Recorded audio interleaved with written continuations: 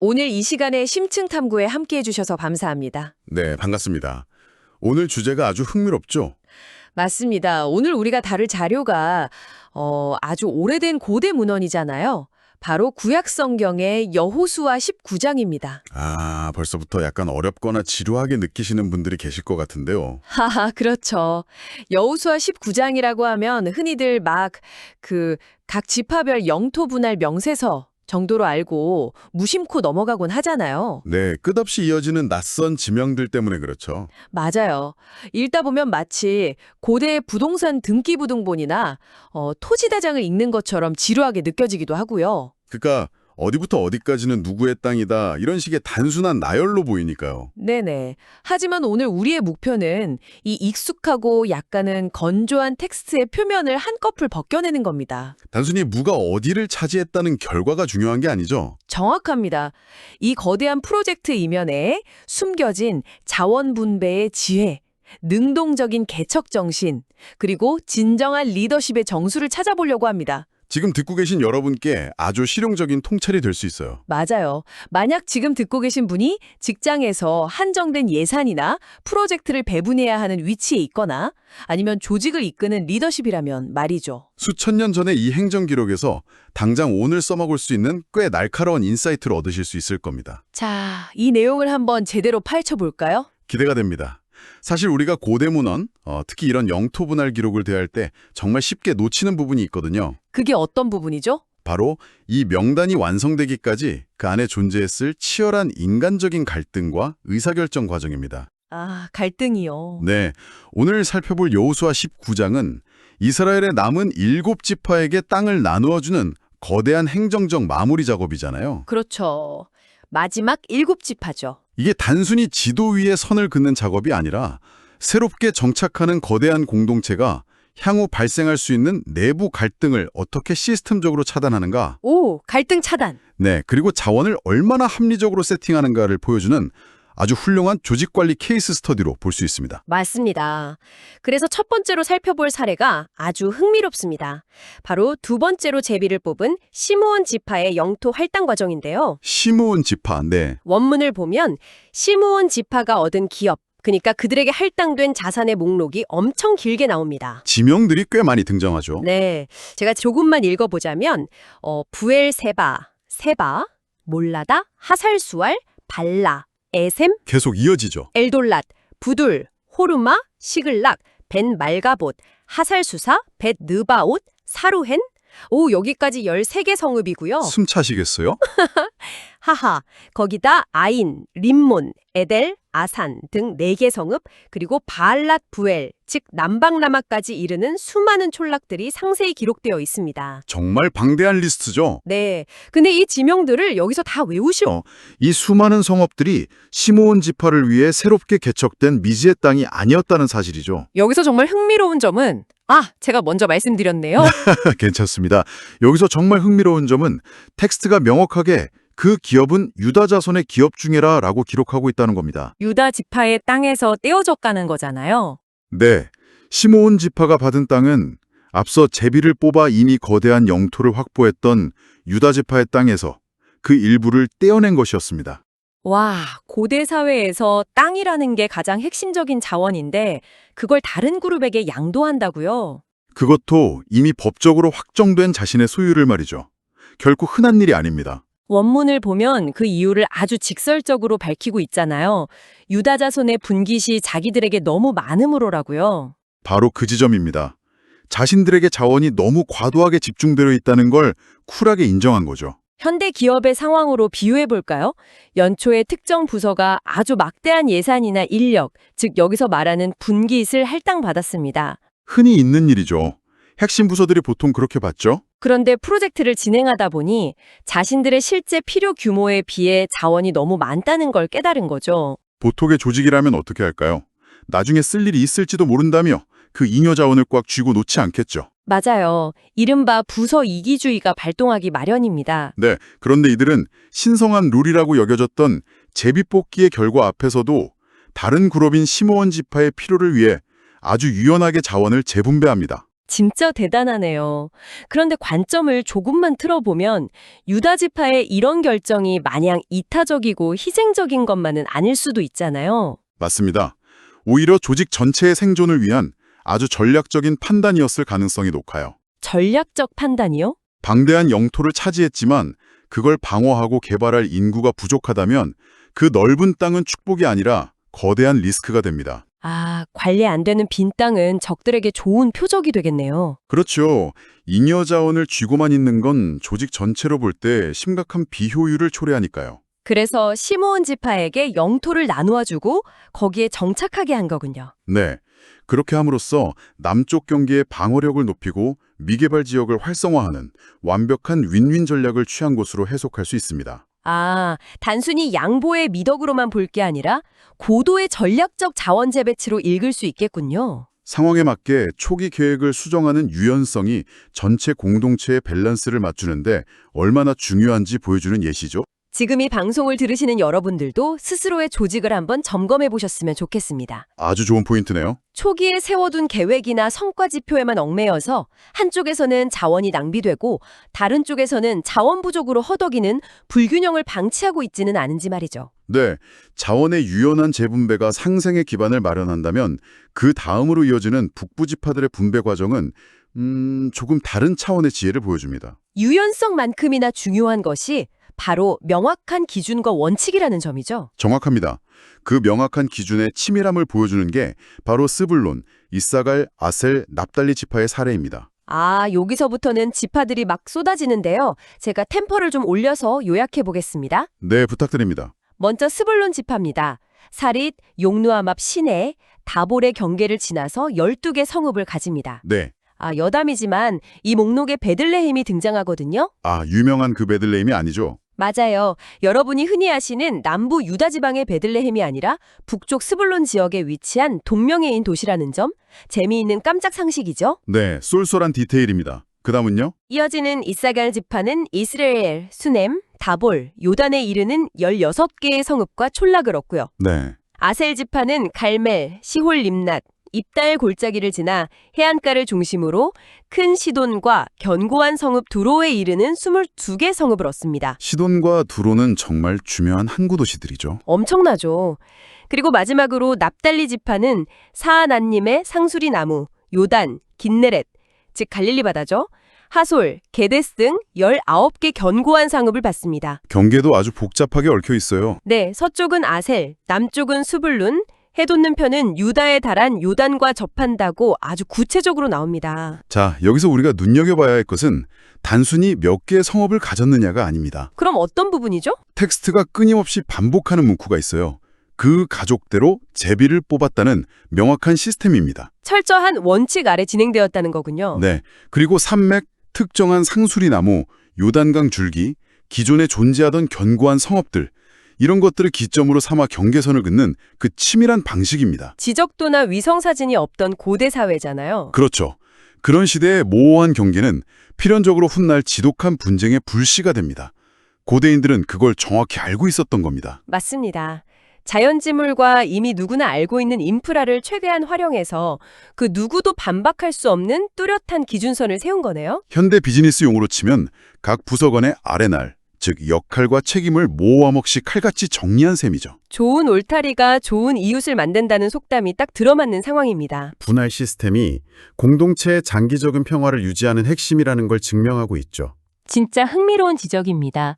철저히 시스템에 기반해서 한치의 오차도 없이 경계를 긋는 이 과정, 조직의 안정성을 위해 반드시 필요하죠. 하지만 완벽해 보이는 시스템이라도 모든 현실의 변수를 다 담아낼 수는 없거든요. 아, 시스템의 한계 말씀이시군요. 네.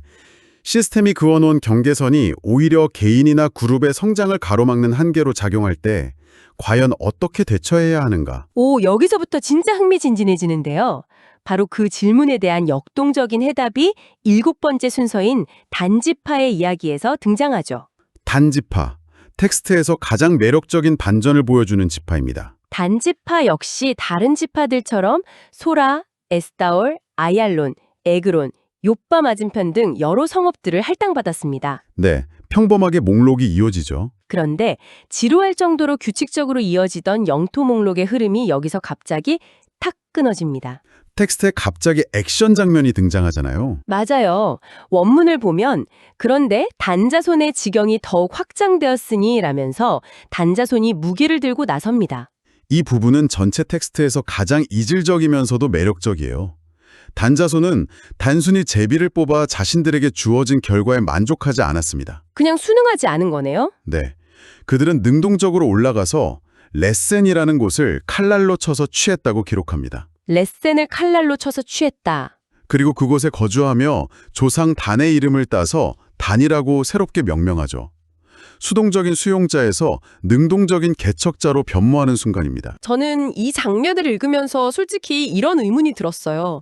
다른 지파들은 다들 제비뽑기 룰 안에서 만족하는데 왜 이들만 무력까지 동원해서 밖으로 넓혀야 했을까요? 혹시 이기적인 일탈이 아니었을까 하는 의문이시죠? 네, 신성한 룰을 무시한 거 아닌가 해서요. 아주 예리한 질문입니다. 표면적으로 보면 룰을 어긴 것처럼 보일 수 있어요. 하지만 당시 단지파가 처했던 지정학적 현실을 고려해야 합니다. 현실이 좀 열악했나요? 그들이 처음 할당받은 땅은 강력한 토착 세력들이 버티고 있는 아주 비좁은 지역이었습니다. 아, 명목상으로 땅은 받았는데 실질적으로 차지하기가 너무 어려웠군요. 네, 제비뽑기로 명분은 얻었지만 실질 생존을 담보하기에는 턱없이 부족한 일종의 불완전한 분깃이었던 셈이죠. 그럼 단지파의 확장은 룰을 파괴하는 일탈이라기보다는 시스템이 미처 해결해주지 못한 생존의 한계를 스스로의 힘으로 돌파해낸 역동성의 발현으로 보아야 합니다. 시스템이 정해준 권리에만 기대서 불평하는 대신에 스스로 칼을 들고 실질적인 권리를 쟁취해낸 거군요. 정확합니다. 이 지점이 지금 여러분에게 던지는 메시지가 정말 묵직합니다. 여러분이라면 주어진 상황, 그 제비뽑기 결과에 그냥 순응하시겠습니까? 수많은 환경적 제약들이 있잖아요. 어떤 가정에서 태어났는지, 직장에서 어떤 프로젝트를 받았는지. 맞아요. 그럴 때 주어지지 않은 환경을 탓하며 정해진 테두리 안에서 가만히 계실 건가요? 아니면 단지파처럼 남들이 그어놓은 경계선을 넘어 여러분만의 레센을 찾아 나서시겠습니까? 주어진 것에 안주하지 않고 스스로 한계를 부수고 개척해 나가는 이 태도, 이것이야말로 역사를 발전시켜온 원동력이죠. 이걸 더 큰 그림과 연결해보자면 어떨까요? 이걸 더 큰 그림과 연결해 보자면 고대인들이 생각했던 운명이나 신탁이라는 개념이 단순히 인간을 로봇처럼 움직이게 하는 수동적인 시스템이 아니었음을 의미합니다. 운명이 다 결정되어 있는 게 아니다. 네, 제비뽑기가 삶의 방향성과 기본적인 테두리를 제시했다면 그 안에서 어떻게 잠재력을 끌어올리고 새로운 땅을 일궈낼 것인가. 그것은 철저히 인간의 의지에 달렸다. 바로 그겁니다. 인간의 땀과 칼날, 즉 자유의지와 실행력에 달려있다는 것을 여실히 보여주죠. 방향은 주어지지만 그 길을 걷는 것은 결국 나의 두 발이라는 뜻이네요. 자, 이렇게 해서 7지파의 땅 나누기가 모두 끝을 맺습니다. 네, 길었던 분할 프로젝트가 끝나가네요. 그런데 이 거대한 프로젝트의 대미를 장식하는 아주 중요한 마지막 장면이 아직 남아 있습니다. 최고 리더의 몫이죠. 맞습니다. 이스라엘 전체의 최고 리더인 여호수아의 기업 분배입니다. 여기서 여러분께 질문을 던져보고 싶네요. 총사령관이었던 여호수아는 도대체 어디를 가졌을까요? 보통 상식적으로 생각해보면 이런 거대한 전리품을 나눌 때 가장 힘이 센 권력자가 제일 먼저 노른자의 땅을 챙기잖아요. 그렇죠. 제일 좋고 넓은 땅, 이미 인프라가 완벽하게 갖춰진 화려한 도시를 먼저 챙겼을 것 같은데요. 하지만 원문을 자세히 보면 우리의 예상을 완벽하게 빗나갑니다. 텍스트는 모든 이스라엘 자손이 땅 나누기를 마친 후에야 비로소 눈의 아들 여호수아에게 기업을 주었다고 명시하고 있습니다. 마친 후에야. 와, 모든 구성원들의 분배가 완료될 때까지 리더는 가장 마지막 자리에서 묵묵히 기다린 거네요. 특권은 가장 나중에 누린다는 리더십의 기본을 보여주죠. 그런데 더 놀라운 건 여호수아가 선택한 땅의 상태입니다. 에브리유 산지에 딥낫 세라를 구했죠. 네, 거기가 평야지대에 비옥한 땅이나 다 지어진 화려한 성읍이 아니었잖아요. 원문을 보면 그가 그 성읍을 중건하고 거기 거하였다고 기록합니다. 중건, 영어로 치면 리빌드잖아요. 완전히 허물어진 폐허나 다름없는 곳을 자신이 직접 다시 세웠다는 거네요. 바로 그 지점이 여호수아 리더십의 핵심입니다.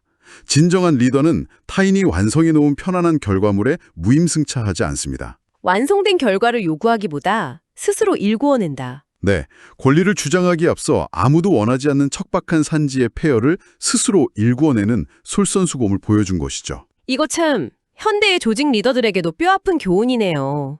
구성원들에게는 희생을 강요하면서 자신은 완성된 과실만 취하려는 리더와 모든 구성원을 챙긴 뒤에 가장 열악한 곳에서 직접 망치를 드는 리더. 과연 조직을 진정으로 움직이는 힘이 어디서 나오는지 이 오랜 기록이 분명히 말해주고 있습니다. 이렇게 여호수아의 헌신적인 선택을 끝으로 거대한 땅 나누기가 끝이 납니다. 제사장 엘르아살, 요호수아, 그리고 족장들이 실로의 회막문 여호와 앞에서 제비를 뽑아 이 장엄한 프로젝트를 마침내 완료하게 되죠. 프로젝트를 마무리한 장소가 실로의 회막문 앞이라는 것도 의미심장해요.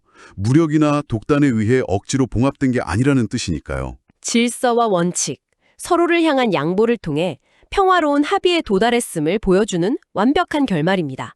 자, 그럼 이 모든 게 대체 무슨 의미일까요? 정말 많은 의미가 담겨 있죠. 네, 오늘 탐구한 핵심을 짚어보겠습니다. 처음에 우리는 이 문헌이 그저 지루한 고대 영토 분할 기록일 거라고 짐작했습니다. 겉보기엔 부동산 명세서 같았으니까요. 하지만 그 안에는 너무나 거대한 인간 드라마가 있었습니다. 자원이 너무 많다는 걸 인정하고 기꺼이 이웃에게 떼어주었던 유다와 시몬 지파의 양보와 상생. 철저한 데이터 기반으로 분쟁을 차단했던 중간 지파들의 치밀한 분할.